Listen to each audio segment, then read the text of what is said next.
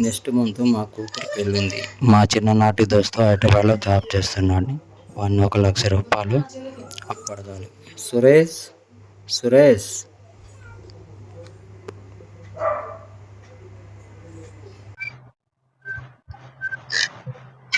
బాబు, మీ daddy ఉన్నాడా?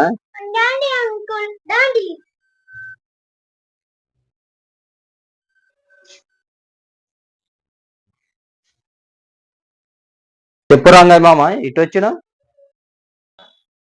Next month మా కూతురు పెళ్ళింది సురేష్. 1,00,000 రూపాయలు అప్పిస్తావా? నా కాడ రూపాయి కూడా లేదా రంగయ్య మామ. నేను ఎట్లా ఇచ్చాను నీకు అప్పు? అది కాదు సురేష్, మీలాంటి జాబ్ చేసే వాళ్ళ కాడే డబ్బులు లేకుంటే మాలాంటి కూలీనాలు చేసి పని చేసే వాళ్ళ కాడ మా కాడ ఏముంటాయి? మాకు వచ్చే జీతాలే అంతంత మాత్రం రంగయ్య. మా వచ్చిన జీతాల్లో ఈఎంఐలు, రూమ్ రెంట్లు ఇవన్నీ కట్టుకుండాక మాకు ఏం మిగలటం లేదు రంగయ్య. అంత మాత్రానికి జాబులు చేయటం ఎందుకు సురేష్?